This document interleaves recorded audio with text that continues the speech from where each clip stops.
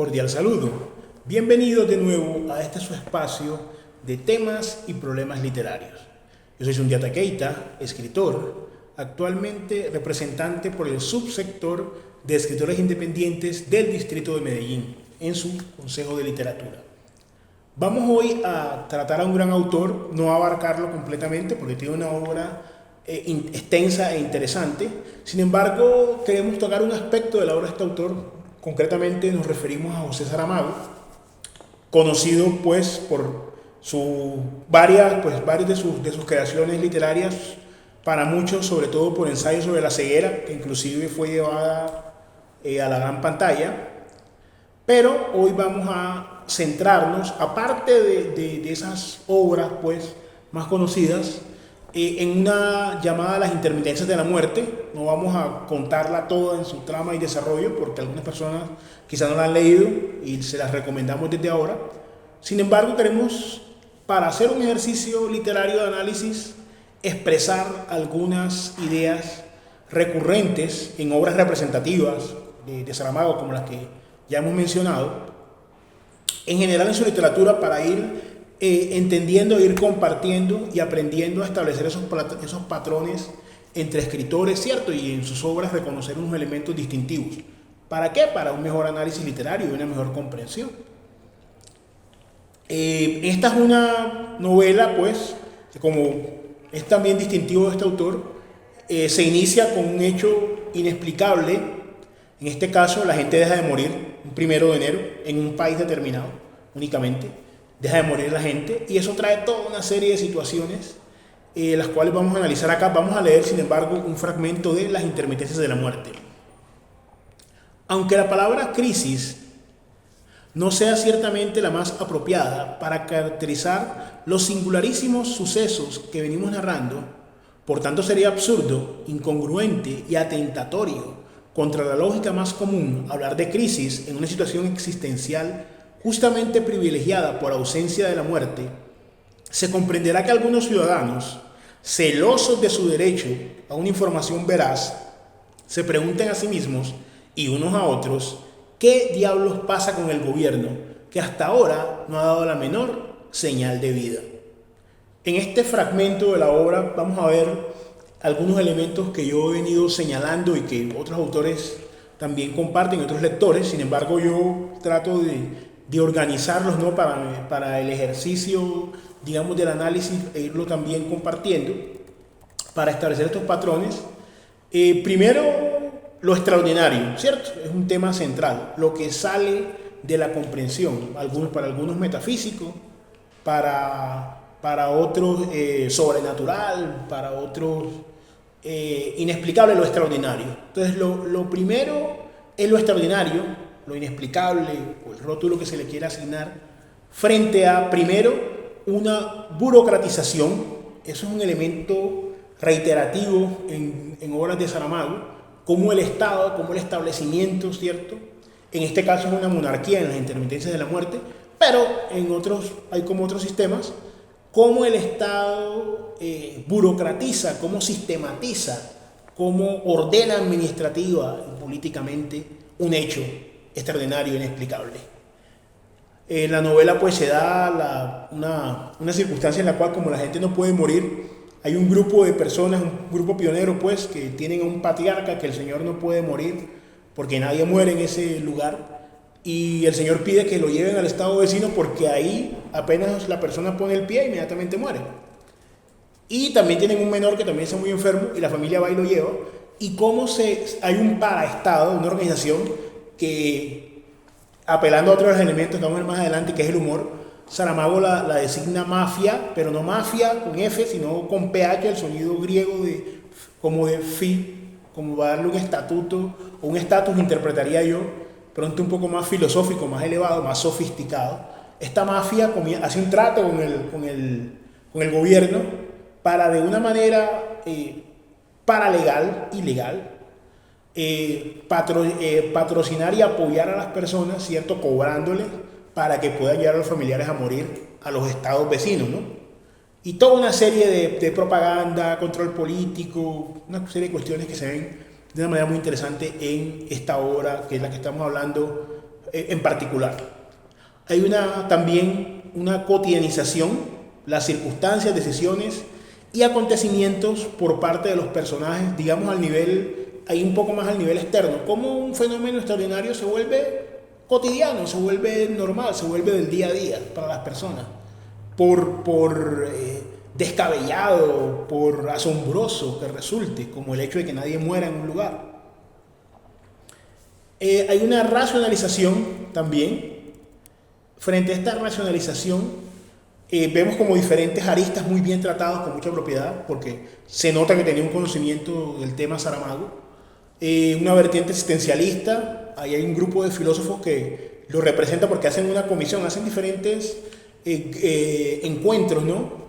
Tanto el clero como los filósofos, como una serie de personas, para ver, pues ahora que la gente no muere, qué repercusiones le trae para cada uno, ¿no?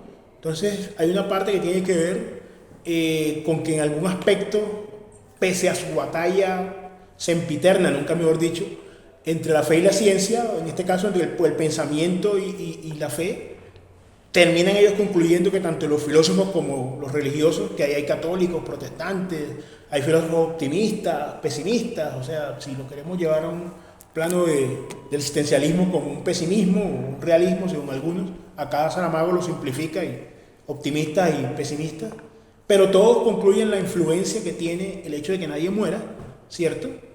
Pero se racionaliza, se lleva un ejercicio, pasa por un tamiz, pasa por un espectro de la reflexión, pese a que es un hecho inusitado.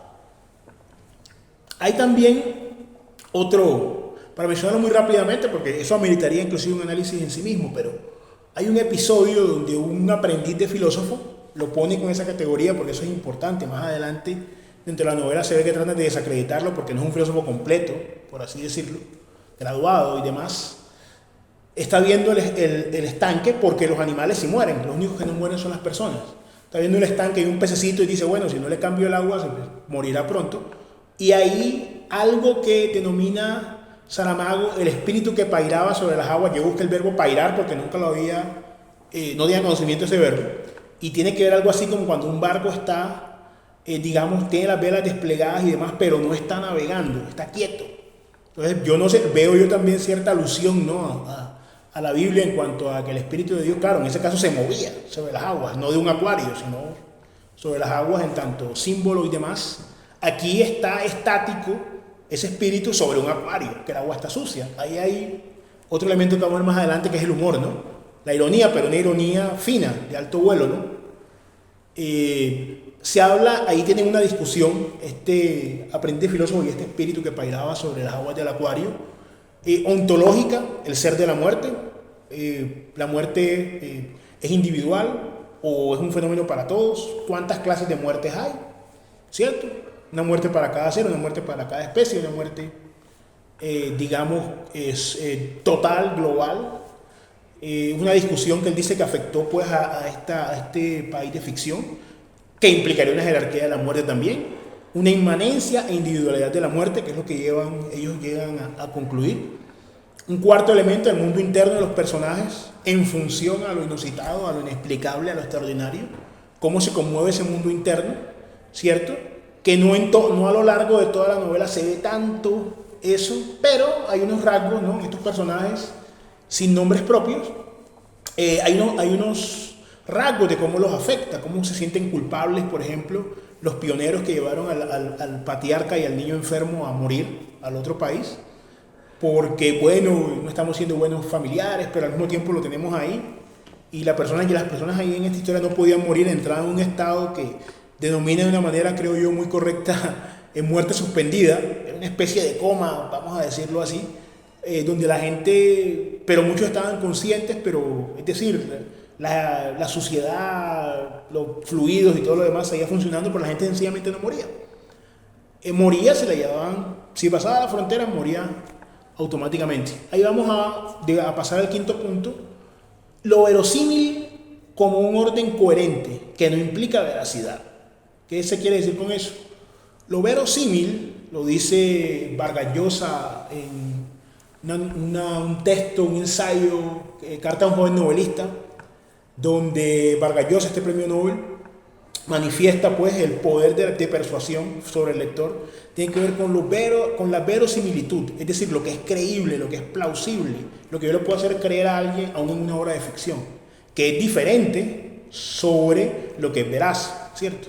Diferente a, perdón, lo que es veraz. Lo que es veraz es una cosa, la verdad pues como estado, por decirlo así, objetivo de la realidad. Esta es una discusión que evidentemente supera, ¿no?, los límites de esta breve observación, el problema de la verdad, ¿no? Pero en literatura se sigue aplicando eso. O sea, partiendo de la premisa que hay ciertos hechos verificables, cuantificables y demás, por dar una versión positivista de la verdad, también hay hechos que son verosímiles, son inexplicables, extraordinarios, pero pueden ser verosímiles. Puede el escritor hacérselos creer, meterlo a usted en la historia, persuadirlo. Eso es lo que logra muy bien Saramago, pese a que las historias no tengan una explicación o que inclusive sea un hecho que nunca va a suceder en el mundo real. Hay un marco temporal desde el 1 de enero que deja de morir la gente. Hay un marco espacial, como ya dijimos, las fronteras, los límites del país. Hay una personificación de la muerte. Inclusive la muerte en uno de los escenarios manda una carta y todo lo demás, le hace un análisis grafológico, por ahí de otra persona. Eso lo vamos a ver en el siguiente punto, que tiene que ver con el humor. Pero hay una serie de elementos que construyen un mundo coherente. Ojo, un mundo verosímil, coherente, organizado, pese a que es un mundo ficticio. El sexto elemento, el humor, es un elemento central. Esto que les comentaba, que la muerte de hecho deja un sobre pues en el director de la televisión nacional, ese se lo lleva al primer ministro. Ahí la muerte dice que bueno, que la gente va a comenzar a morir de nuevo, como sucedía normalmente el 1 de enero, es decir, el año siguiente donde deja de morir, que les va a avisar con antelación una serie de cosas. Eso lo llevan a un periódico. Entonces hay un profesor, un catedrático que dice que la muerte escribe mal, que muerte lo puso en minúscula, que bueno, que no escribe bien, que no pone tildes, ni pone puntos, ni pone comas, una cosa que Saramago hace deliberadamente y le criticaron. Pues hay el humor es un elemento central, por medio de la ironía, la hipérbole, la crítica, etc. Muy, muy, muy interesante. Para ir concluyendo, hay unos elementos. El primero, se podría uno relacionarlo con Kafka, el tema de la burocratización. Es decir, aunque en Kafka, por lo menos en novelas muy conocidas como El Castillo o El Proceso, lo burocrático, digamos, tiene una dimensión propia, por más, digamos, desaforado que sea y por más inexplicable que sea, no desde un punto de vista metafísico o paranormal o supranatural, sino desde un punto de vista de lo excesivo en cuanto a las formas, ¿cierto?, que inciden. Sin embargo, hay un cuento de Kafka, que lo tendremos más adelante en el canal, se llama Ante la Ley, y ahí hay unos elementos metafísicos, pero hay una burocratización de esos elementos. Y a diferencia de Kafka, el tema del humor, porque Kafka era un tipo más serio, más grave, y no tiene mucho humor, por así decirlo, en su creación, a diferencia de Saramago. Entonces es muy importante realizar estos ejercicios, que nosotros como lectores tengamos la capacidad de establecer categorías de lo que vamos leyendo, y que eso pueda confrontarse y que pueda enriquecerse, y por qué no, inclusive podamos cambiar esas categorías, encontramos un elemento mejor para salir de ese ostracismo de pronto muy propio de que tenemos algunos lectores en algunos momentos, si no hacemos estos ejercicios literarios. Una invitación a que todos como lectores nos atrevamos a hacer este ejercicio para poder generar pues esa discusión afortunadamente nunca concluida frente a la obra de cada escritor. No siendo más, pues los esperamos en los comentarios, que se suscriban al canal, y también los esperaremos entonces en una siguiente ocasión.